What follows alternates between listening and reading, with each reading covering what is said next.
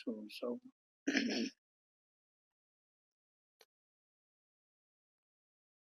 निज स्वरूप को परम रस जाने भरियो अपार बंधु परमानंदमय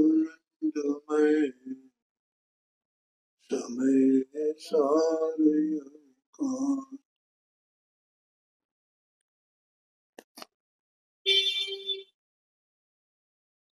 मन की चंचलता मन का स्वरूप,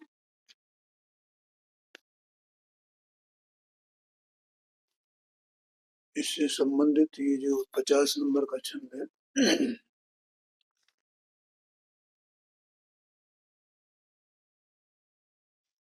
बंद द्वार में, उसकी चर्चा हो गई है, उसका अर्थ भी हो गया है। अब 51 नंबर का छंद चलेगा।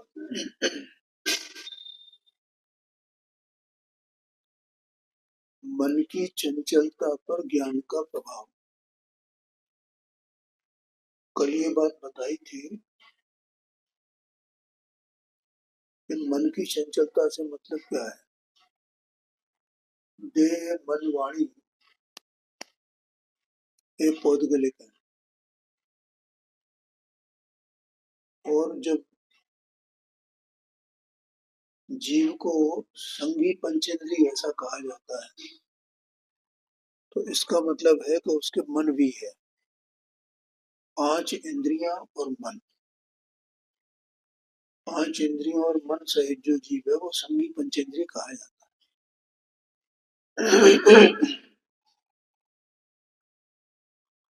अब जैसे 5 इंद्रियां ये पौद्गलिक है, ऐसे ही मन भी पौद्गलिक है। कल द्रव्य मन बताया था ना, और जैसे द्रव्येंद्रियां हैं तो भावेंद्रियां हैं, और द्रव्य मन है तो भाव मन, ऐसा आशय है। तो यहाँ ये मन की चंचलता माने भाव मन की बात है, द्रव्य मन उसमें निमित्त है। और ये भाव मन जैसे भावेंद्री वो उपयोग की दशा है, क्या भावेंद्री उपयोग की दशा है, वैसे ही भाव मन भी उपयोग की दशा है। ठीक है, तो जो उपयोग द्रव्य मन का अवलंबन लेकर के और इस प्रकार से चंचलता रूप परिणमित होता है, दौड़े लगाता है इधर उधर, उसको भाव मन कहते हैं। उसी की चर्चा यहाँ पे की है। अब इस भाव मन की चंचलता, उस पर ज्ञान का क्या प्रभाव है ये बताते हैं। देखो, भाव मन अलग चीज है और ज्ञान अलग चीज है। ज्ञान से मतलब है सम्यक ज्ञान, भेद विज्ञान होना, राग आदि से भिन्न हो जाना, राग को न्यारा जानना, अपने को न्यारा जानना, अपने स्वरूप को न्यारा जानना, ये ज्ञान है। तो ऐसा जो ज्ञान होता है, तो ज्ञान होने पर क्या होता है, उसका भाव मन पर क्या असर पड़ता है, मन की चंचलता पर क्या असर पड़ता है, ये बात यहाँ बताएंगे। हालांकि इस छंद में भी जो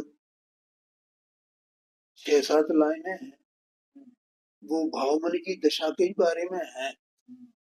केवल एक लाइन अंत में ज्ञान की बात कही गई है। तो अपन इसको पहले इसका पाठ करते हैं। 206 पेज पर है। धायो सदा काल पे न पाए कहूँ साचा सुख, रूप सौंपे मुख दुख कूप का, धर्म को घाटी अधर्म को संगति मान, गुरा पाती जाकी सन्ने पाती की सी दशा है, माया को झपटी गए, काया सो लपटी गए, भूल्यो ब्रह्म भीर में बहिर को सो ससाए, ऐसो मन चंचल पता का सो अंचल सु, ज्ञान के जग सो निर्वाण पथ दशा है। देखो, धायो सदा काल, मानस अनाद से ही ये मन जो है, जब से ये मन प्राप्त हुआ जीव को, भाव मन, तब से ये दौड़े लगा रहा है।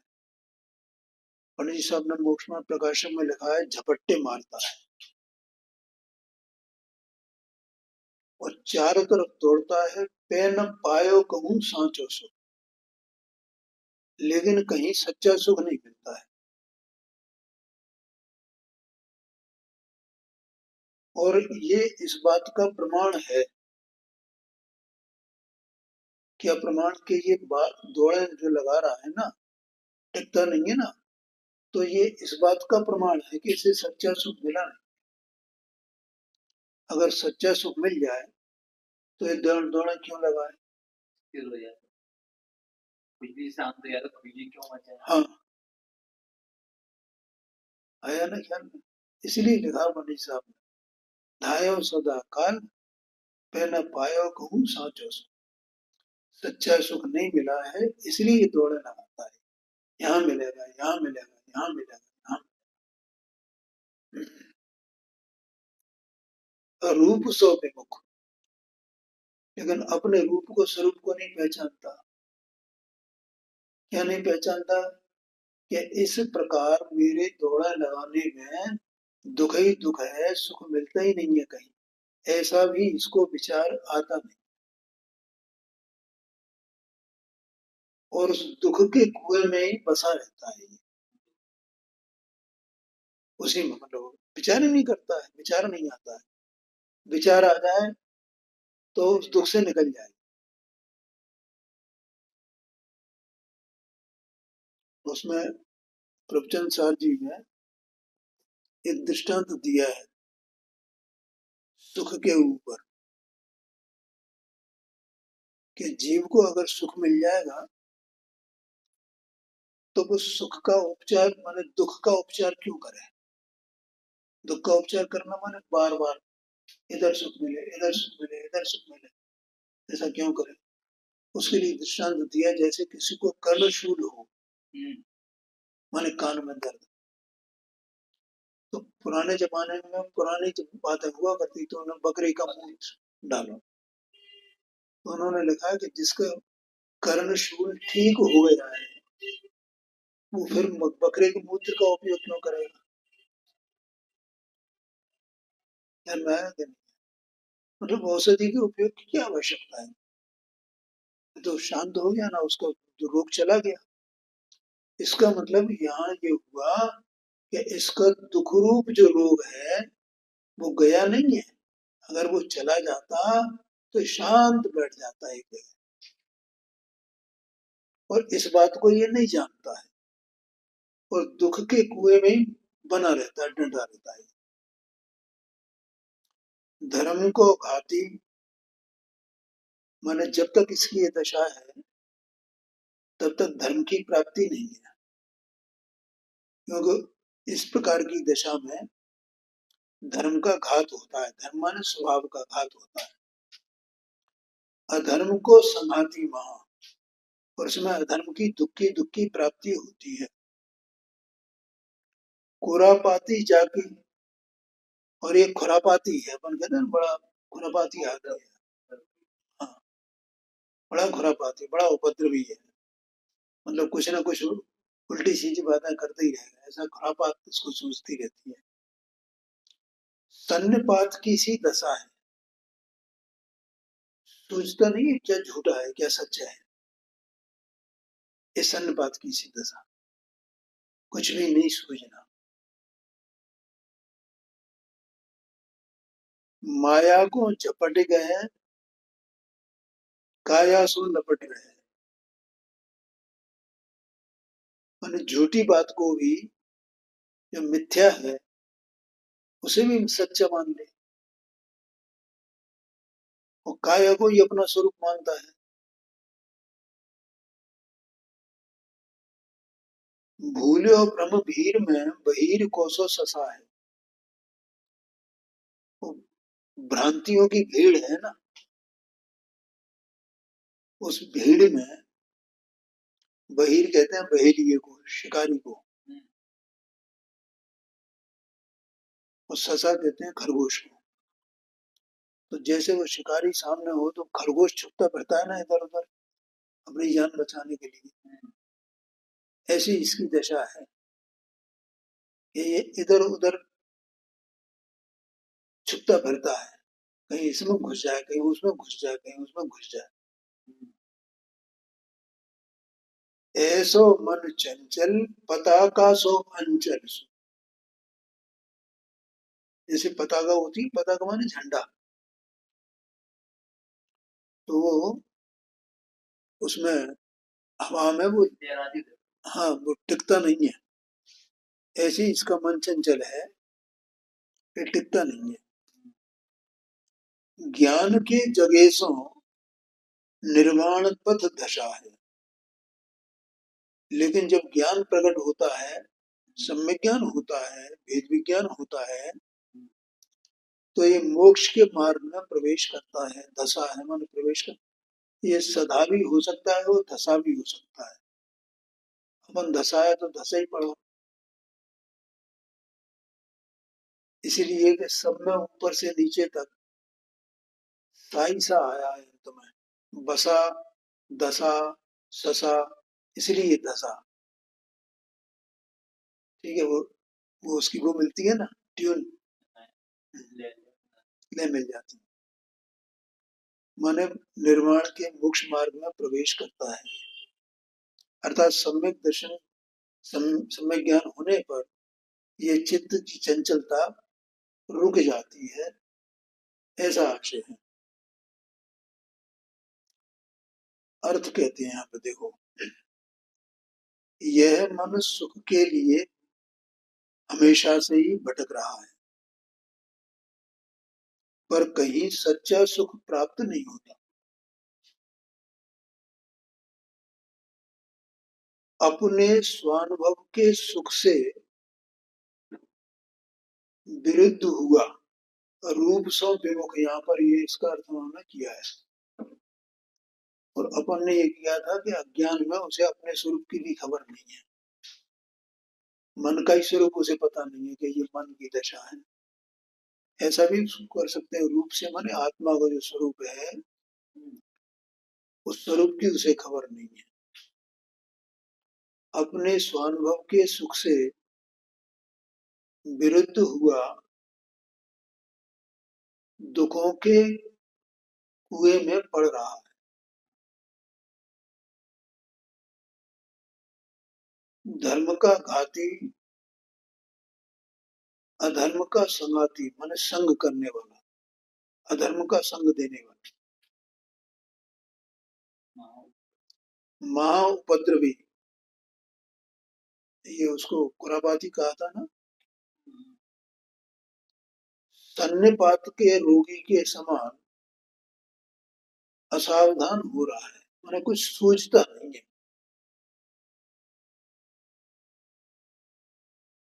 जैसे बच्चे होते हैं ना, वो चंचल एकदम टिकते नहीं है कहीं। ऐसी दशा होती है, जो ज्यादा चंचल बच्चे होते हैं, क्षण में इधर, क्षण में उधर, क्षण में उधर, क्षण में उधर, एक जगह टिकते ही नहीं है।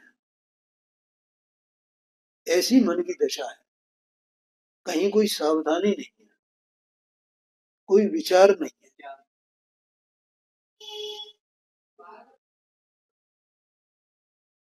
धन संपत्ति आदि को फुर्ती के साथ ग्रहण करता है। माया की बात थी ना, माया को झपट गया, उसका अर्थ यहाँ ये किया है। माया माने अपन ने मिथ्या, मिथ्या को ही सम्यक मानना, सच्चा मानना। जहां जैसा हो वैसा समझ लेना, उसमें कोई बात नहीं। और शरीर से मोहब्बत लगाता है, अपनापन करता है। भ्रमजाल में पड़ा हुआ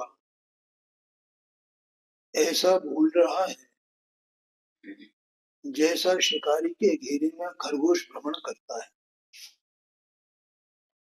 तो मन क्या है? मन भी तो वो आत्मा की अवस्था है। वो अभेद से अपन कह सकते हैं आत्मा ही ऐसा हो जाता है उस काल में। यह मन पताका के वस्त्र के समान चंचल है। वह ज्ञान का उदय होने से मोक्ष मार्ग में प्रवेश करता है। माने फिर वो मन उधर बढ़ जाता है। भेद ज्ञान हुआ तो इसका जो मन है वो उस स्वरूप में लगता है, उसका चिंतन विचार करता है मन। क्या कहा? हाँ, मतलब वो उसकी जो चंचलता बाहर में अन्य कर्तव्यों में थी, हाँ, तो वो उधर से हट करके और फिर मन इस कार्य में लगता है, इसका चिंतन विचार करता है और इस प्रकार से उसको स्थिरता माने स्थिर होने का उसे एक सहारा मिल गया उसे भेद ज्ञान होने से।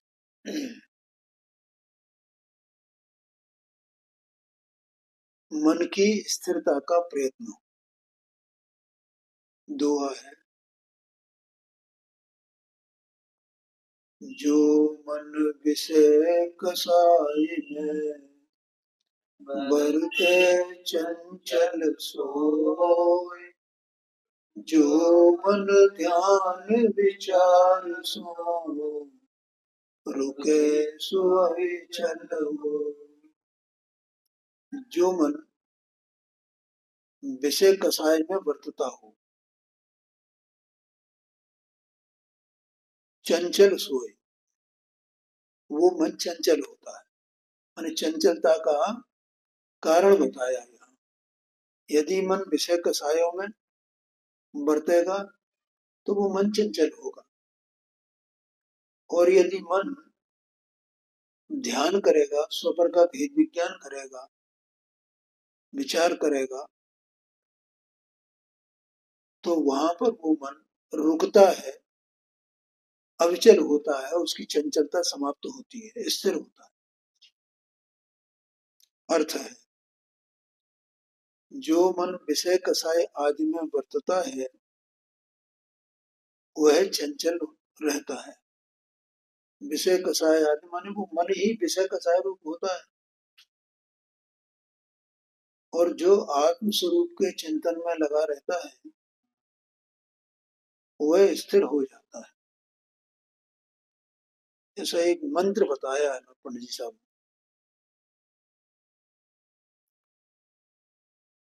पुनः दूसरा दोहा है, ताते विषय कसाई सो फेर सुमन की बाल, सोदातम अनुभव विषय कीजे अविचल। इसलिए कहते हैं कि भैया सीख दे रहे हैं कि मन की जो आदत विषय कसायों में जाने की है, मान माने आदत, उस आदत को पलट दे फिर। ठीक है, मन की जो आदत, इसका जो व्यसन है अनादि का, विषय कसायों में बरतने का, विषय कसायों में डूबने का, उसमें लिप्त होने का, उस आदत को पलट दे। कौन पलटने वाला है? ये मन ही अपने आप को पलटने वाला है। अर्थात तो उस आदत से तू पलट जा और अपने स्वरूप की ओर आ। शुद्धात्म अनुभव विषय, जो कोई दूसरा नहीं है। वो कौन पलटेगा? किसको उपदेश कर रहे हैं? मन को ही उपदेश कर रहे हैं कि हे मन, तू विषय कसायों में डूबा हुआ है, तो उन विषय कसायों में, उनके आश्रय को छोड़ दे और स्वभाव का आश्रय कर, ये कहते हैं। और शुद्धात्म अनुभव विषय कीजे अविचल आन।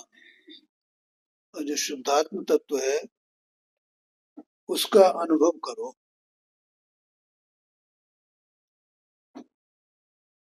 इससे वो स्थिर हो जाएगा। अर्थ है इससे मन की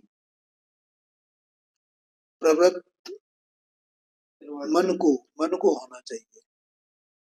इससे मन को, माने इस कारण से मन को या प्रवृत्ति होनी चाहिए। यहाँ से प्रवृत्त शब्द है ना, प्रवृत्ति नहीं है ना, प्रवृत्ति है। तो इसमें गलत लिखा है, प्रवृत्ति लिखा है। मन की प्रवृत्ति, हाँ वो ठीक है, सही है वो, इसमें गलत मिसप्रिंट है। इससे मन की प्रवृत्ति विषय कसाय से हटाकर उसे शुद्ध आत्म अनुभव की ओर लाओ और स्थिर करो। अब यहाँ पर मन को ये पहचानने की आवश्यकता है कि विषय क्या है, कसाय क्या है। असल में विषय माने पांचों इंद्रियों के विषय, और जहाँ विषयों की रुचि है तो वहाँ कसाय है ही है। विषयों की, विषयों के प्रति रुचि वो कसाय स्वरूप ही है।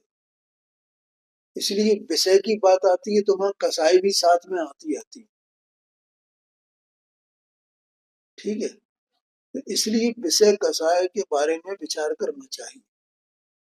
ये जो पांचों इंद्रियों के विषय हैं, इनके संबंध में बहुत सी बातें हैं, और ये अभी आप स्वाध्याय कर रहे हो ना, उपदेश सिद्धांत रत्नमाला, उसमें भी ये बातें आती हैं। क्योंकि विषयों में सुख नहीं है, मतलब हाँ दुख ही दुख है, ऐसा उसे विचार करना चाहिए। तब वो विषयों में प्रवृत्ति रुक सकती है, अन्यथा नहीं रुकेगी। विषयों में थकान लगनी चाहिए और शांत होकर के थोड़ा विचार करना चाहिए, शांत होकर के।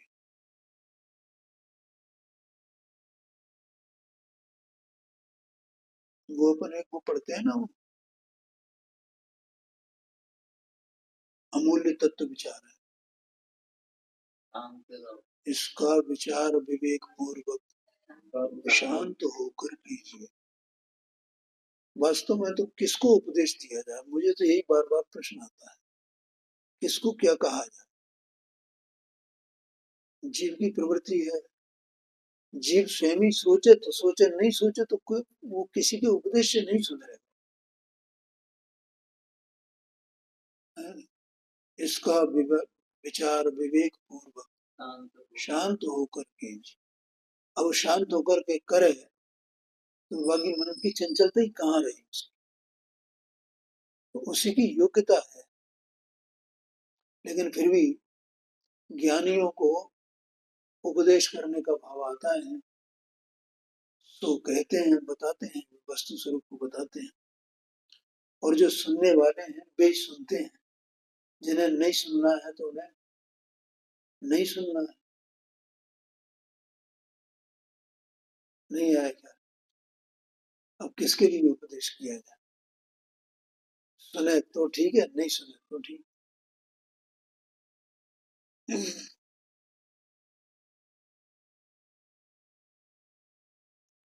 विषय कसाय से हटाकर उसे शुद्ध आत्म अनुभव की ओर लाओ और स्थिर करो।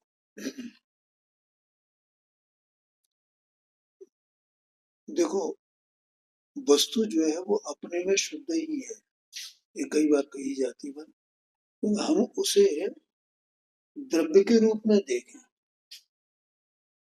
द्रव्य मानो गुण पर्यायात्मक, उत्पाद व द्रव्यात्मक वस्तु, वो अभेद अपने में पड़ी हुई है, सामान्य पने उसे देखें।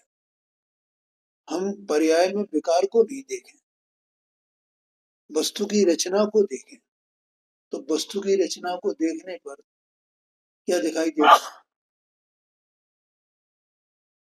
वस्तु की रचना शुद्ध है। ख्याल में आया कि नहीं? वस्तु की रचना कैसी है? क्योंकि वो तो अकृत्रिम है, उसमें कुछ मिलावट नहीं है। हाँ, ये राग वगैरह ये तो उसके स्वांग है, ये कर्मोदयजन्य विकार है, ये वस्तु का वस्तुपना नहीं है। इसलिए वो रागादिक को उसमें मिला के नहीं देखें। इसका नाम शुद्ध आत्मा को देखना। बोलो, समझ में आया कि नहीं? क्या कहा? मिला के नहीं देख किसको? किसके साथ? हाँ, राग को वस्तु में मिला के नहीं देखना। वो तो वो नहीं है, ये बात नहीं है, लेकिन वो तो स्वांग है, वो वस्तु का वस्तुपना नहीं है, उसमें वस्तु का वस्तुपना नहीं। इसलिए तुम राग से राग को स्वीकार करो, दोनों बातें हैं। उसकी अवस्था में राग को स्वीकार करो, लेकिन देखना राग से रहित है, ये बात है। क्योंकि राग उसका स्वरूप नहीं है वस्तु। बहुत ही सरल सिंपल बात है एकदम। तो शुद्धात्मा शुद्धात्मा कोई हुआ नहीं है, ऐसा समझना।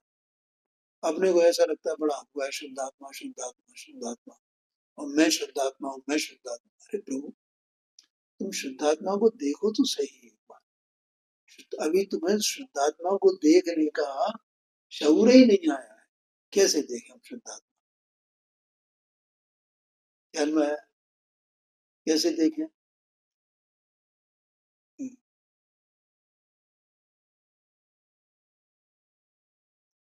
राग को स्वीकार करना अवस्था में, लेकिन राग स्वांग है, वो वस्तु में नहीं है, वस्तु का वस्तुपन नहीं, वस्तु का वस्तुत्व उसमें नहीं, ऐसा समझना, ऐसा देखना है। इसका नाम शुद्धात्मा है, बस।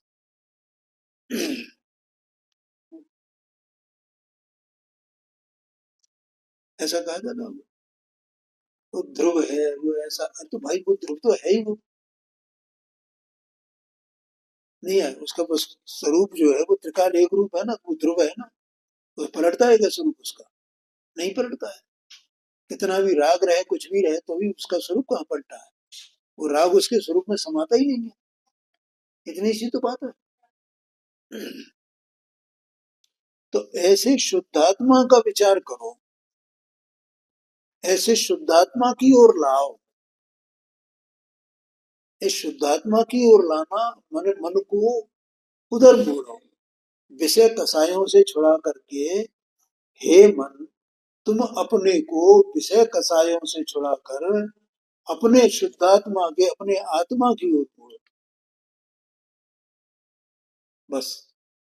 शुद्धात्मा की ओर मुड़ना, यूं कहो, या शुद्धात्मा के अनुभव की ओर मुड़ना, यूं कहो, एक ही बात। इससे तुम्हारी चंचलता ये समाप्त हो जाने वाली, इससे तुम्हें स्थिरता मिलेगी, इससे तुम्हें शांति मिलेगी, इससे तुम्हारा दुख दूर होगा, ये कहते हैं। तो अब यहाँ आत्मानुभव करने का उपदेश देते हैं।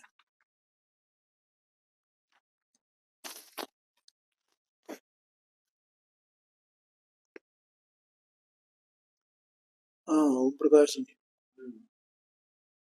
पढ़ते हैं इसको।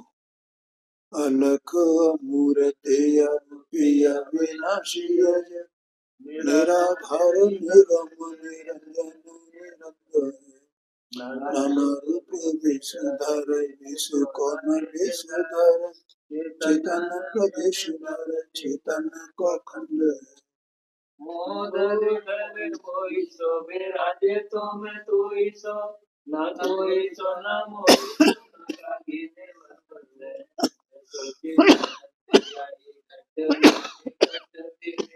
ताई तू विचार मन और सब देखो, अलख, अमूर्त, अरूपी, अविनाशी, अज। पहले आत्मा का स्वरूप बता रहे हैं। चेतन वस्तु आत्मा है। वो आत्मा कैसा है? अलख कहा उसको। लख माने लक्षण, चिन्ह, पहचान। उसकी कोई पहचान नहीं, इसलिए वो अलग है। बोलो। ज्ञान पहचान है।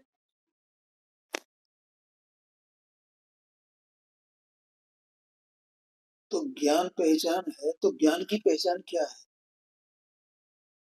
जानना, जानना जानना होता जानना जानना हो रहा है, ये ज्ञान की पहचान नहीं है। क्या जानना हो रहा है? कहाँ जानना हो रहा है?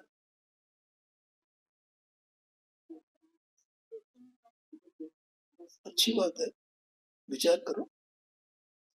कहाँ है। बिना जानना लक्षण की कोई वस्तु है ही है जी? बिना लक्षण की कोई वस्तु है ही नहीं। कोई वस्तु नहीं है, फिर भी अलग कह रहे हैं। स्वाभूत लक्षण। हाँ जी। और समय सार जी शास्त्र में 49 नंबर की गाथा है, और इसमें पंचाशकर संग्रह में 127 नंबर की शायद गाथा है। 127 से कौन सी है? और प्रवचन सार जी में भी आगे आने वाली 172 नंबर की गाथा है। उसमें अलिंग ग्रहण कहा है। अलिंग माने जिसका कोई लक्षण नहीं है, लक्षण से उसका ग्रहण नहीं होता है। इसका मतलब कोई लक्षण ही नहीं है जिससे उसका ग्रहण हो। लक्षण है वस्तु अभेद ग्रहण होगी। लक्षण तो भेद हो गया। क्यों ऐसा क्यों है? क्योंकि ग्रहण करने वाला और ग्रहण में आने वाले दो नहीं है। लक्ष्य और लक्ष्य देखिए, क्या कहा? से ज्ञान वाले आता है ग्रहण ऐसे ही हुआ। नहीं, जानना भी कहाँ हुआ है? वो तो सब व्यवहार है भैया। वास्तव में तो लक्षण नहीं है उसका, अलग है। क्या कहा? जब ये जानने जाएगा तो जानना तो उसी में डूब जाएगा ना। उसे वहां कहाँ दिख रहा है लक्षण उसका कि ये लक्षण और ये लक्ष्य है? ऐसा दिखेगा? वो तो स्वानुभव गम्य है बस। अलग का मतलब ये है। क्या कहा? स्वान माने अनुभव करने वाला और अनुभव में आने वाला स्व संवेदन स्वरूप एक ही वस्तु है, दो वस्तुएं नहीं है। कोई भेद नहीं है उसमें। जो भेद किया जाता है वो सब व्यवहार है। आया क्या नहीं आया ख्याल? और इन्हीं शास्त्रों में, चाहे वो नियम सार जी हो, चाहे समय सार जी हो, चाहे प्रवचन सार जी हो, उनमें ही कहा कि आत्मा उपयोग लक्षण वाला है। पंचाशकर संग्रह में आत्मा तो उपयोग लक्षण वाला है। नियम सार जी में 101 या कौन सी गाथा है? 101 या 102 कोई गाथा है। तो अभी भी तो ये प्रकरण जो है स्वलक्षण से जाना होगा। हाँ बिल्कुल बिल्कुल बिल्कुल, ठीक है। हाँ जी हाँ। लेकिन ये जानना, ये तो विकल्प है भाई। हम जो लक्षण से जान रहे हैं उसे, ठीक है, तो वो भी तो विकल्प है ना। निर्विकल्प कहाँ है? तुमने बोला कि वो जानना है, ऐसे उपयोग आत्मा का लक्षण है। तो जो हम उपयोग को जानेंगे और आत्मा को जानने जाएंगे, तो वो सब विकल्प है। तो विकल्प लक्षण है क्या आत्मा का? ये बात है भैया, इसको बहुत गंभीर बात है, इसको बराबर समझना। और उन्हीं में मैंने बता को उपयोग लक्षण है, उपयोग लक्षण है। और उपयोग लक्षण क्या है कि चैतन्य विदाई परिणाम में भी अपन ने पढ़ा था ना। हाँ, प्रवचन साहब में पढ़ा। चेतन का अनुसरण करना। हाँ, चैतन्य माने क्या बता रहे हैं वहाँ? वहाँ दूसरों से, दूसरे पदार्थ जो हैं उनसे भिन्नता बताने के लिए कहा गया है कि उपयोग लक्षण वाला आत्मा है। ये इनमें ये राग लक्षण वाला नहीं है, इंद्रियों के लक्षण वाला नहीं है। इसलिए उनसे भेद कराने के लिए ऐसा विकल्प खड़ा किया है वहां पर। और वे बातें भी झूठी नहीं है, सत्य है। और सत्य है तो भी असत्य है?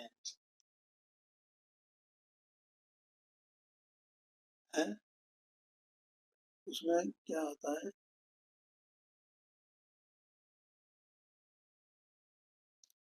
हम्म,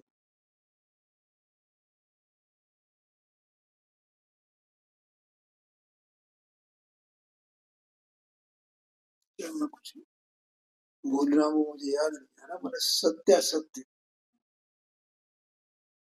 ऐसा तो सत्य भी है और असत्य भी है।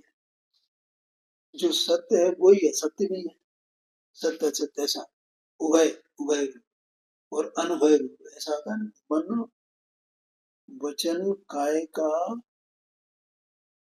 अ, क्या था वो ध्यान में नहीं आ रहा मुझे। उसमें कहा है चार चार भेद बताए उसके, वचन के, मन के और काया के 7 भेद, ऐसे 15 भेद हैं।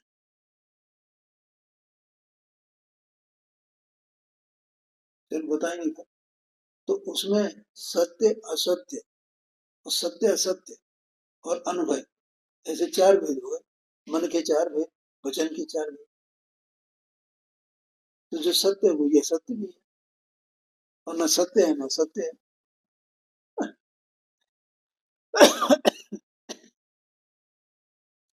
आया समझ में? तो यहाँ तो खैर वो उधर अपन फिर उधर से हट करके इधर आ जाओ। तो यहाँ कह रहे हैं अलग है, उसका कोई लक्षण नहीं है। इसलिए तो वो अतीन्द्रिय है ना। अलग का मतलब होता है अतीन्द्रिय। माने न तो वो इंद्रिय ज्ञान से जाना जाए, न इंद्रियों से जाना जाए। इंद्रिय ज्ञान से भी नहीं जाना जाता है, इंद्रियों से भी नहीं जाना जाता है, मन से भी नहीं जाना जाता है। इसलिए अलग है। कहा से जाना? विकल्प से नहीं जाना जाता, इसलिए अलग है। ये बात है। दूसरा कहा अमूर्त है, अमूर्तिक है। अमूर्तिक माने अरूपी है, अरूपी है आत्मा। ठीक है, ये देह मन वाणी ये कैसी है? रूपी। ये तो रूपी है, आत्मा अरूपी है और ये दोनों का संयोग है। तो इसलिए देह मन वाणी में आत्मा को नहीं देखना। आत्मा है यही, उसकी सत्ता यही विद्यमान है, लेकिन वो अरूपी है। अमूर्त, अरूपी, अरूपी भी आया, अमूर्त भी आया, दोनों आए।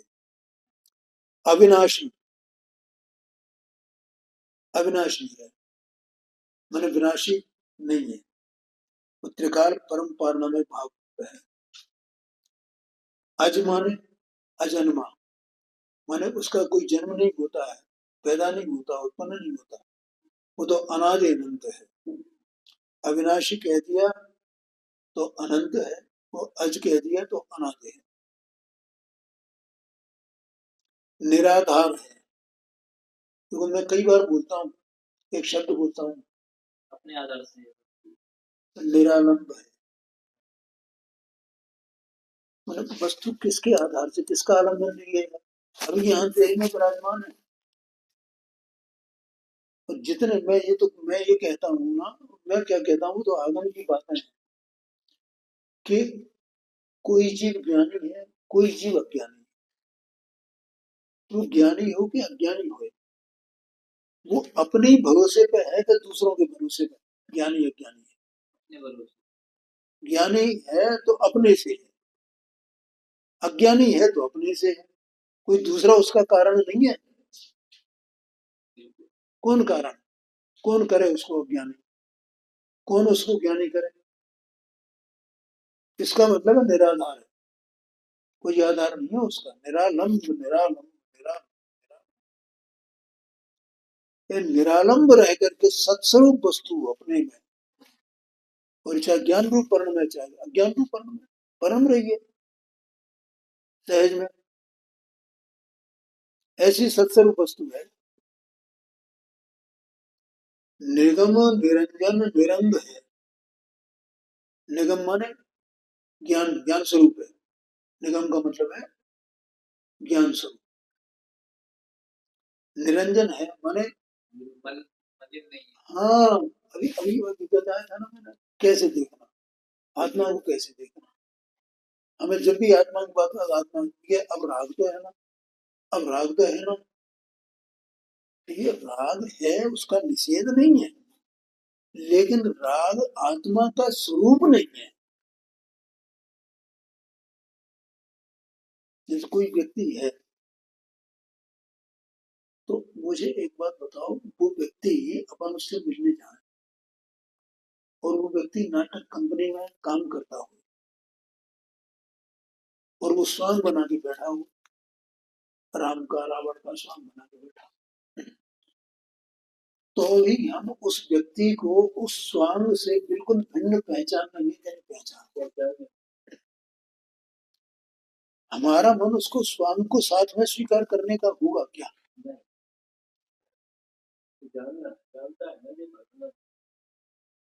हमें उस स्वांग के रहते हुए भी स्वांग दिख ही नहीं रहा है वहां। स्वांग इसमें नहीं है, इस व्यक्ति में। बोलो, दिखेगा स्वांग? स्वांग दिखेगा भी और नहीं भी दिखेगा। दिख रहा है लेकिन व्यक्ति में नहीं दिख रहा। व्यक्ति तो स्वांग से रहित है, स्वांग सहित है तो भी स्वांग से रहित है। हम स्वांग से रहित देख रहे हैं उसको। परिचय है ना उससे। हाँ हाँ हाँ। तो ऐसे ही एक बार इसका परिचय करना। ऐसा वो निरंजन है वस्तु, उसमें कालमा नहीं है, निरंग है। निरंग का मतलब प्रकाश स्वरूप है, अंधा नहीं है। क्या में आएगा? प्रकाश स्वरूप, ज्योति स्वरूप, ज्योति, ज्ञान ज्योति, ज्ञान ज्योति, ज्ञान ज्योति। किसकी बात है? मेरी बात। हाँ, हर एक जीव अंतर में ऐसा ही है। अब देखो क्या कहते हैं, जो अपन बात कर रहे थे वही बात आ रही है। नाना रूप भेष धरे, भेष को न लेस धरे। स्वांग है मोह राग द्वेष के, लेकिन उस स्वांग का एक रंच मात्र भी उसकी वस्तुत्व में प्रवेश नहीं है, उस वस्तु में प्रवेश नहीं है। देखो ये चीज जिसने जान ली है, जिस कला पहचान ली अपने ज्ञान में, जिसकी कला आ गई ना, बस समझ लो उसका किनारा निकट आ गया है, ये समझना। और इसलिए ऐसा जीव स्वांग रहते पर भी मस्त रहता है, वो अपने में मजा लेता है। वो जो है मान जैसे मुनि दशा हो गई, तो मुनि दशा होने पर अणुव्रत महाव्रत जो भी होने वो सब है ना, वो सब वैसा राग वहां है ना, लेकिन उनको मुनिराज को उसकी कोई परवाह नहीं है, उसे स्वांग जानते हैं और ये जानते हैं मुझ में प्रवेश करते ही नहीं, मैं तो इससे भिन्न हूँ, ऐसा समझना। अब वो तो वो चौथे गुण स्थान से दशा हो जाती है, वो स्वांग है लेकिन स्वांग मुझ में नहीं है, मैं स्वांग से रहित हूँ, एक कण का भी स्वांग की मुझ में नहीं है। मैं तो मात्र ज्ञान स्वरूप चेतना स्वभाव, चेतना स्वभाव। या आगे क्या लिखा है देखो, चेतन प्रदेश धरे, उसका अंश अंश चेतना स्वरूप है, चेतना स्वरूप है, चेतना स्वरूप, चेतना स्वरूप, चेतना अंश अंश। तो असंख्यात प्रदेशी वस्तु है ना, तो असंख्यात प्रदेश कैसे है? चेतनामय, चेतनामय, चेतनामय, चेतनामय, चेतनामय। असंख्यात प्रदेश चेतनामय है। चेतन को खंड है, खंड माने स्कंद, चेतन का पिंड, हाँ पिंड, चेतनता का पिंड है वो। प्रदेश प्रदेश हाँ, वो प्रदेश प्रदेश में माने वो पुंज है चेतना का, चेतना की रचना है उसकी, बस चेतना मात्र है, घनपिंड ऐसा है।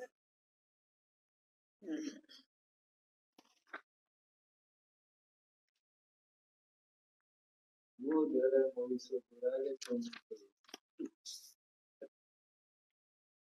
देखो पहले का बेस धरे, बेस को न लेस धरे, अभी अंदर उसी द्रव्य की बात कर रहे हैं। मोह धरे मोही सो, पुराने तो मोही माने विषय, ये आत्मा ये विषयी, विषय करने वाला और उस पे विषय, ठीक है। तो विषयी तो वो ही हुआ, और जो विषय है वो मोह है, मोही है, और ये मोह, ये तो मोहधर है, ठीक है। मन मोह करता है काय में, विषयों में। मोही सो विराज है,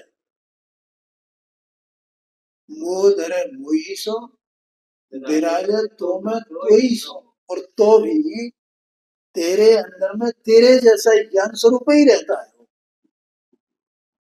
शरीर में अपना अपनापन करता है, मोही माने ये विषय है, मैंने बताया ना, ये इसका विषय है ना, तो ये इसमें विषय में ये विषय ही है, विषय करने वाला है इसको, तो इसमें मेरा मेरा मेरा मेरा ऐसा करे, लेकिन तो भी अपने स्वरूप से पतित नहीं होता है, स्वरूप होगा क्या है उसका।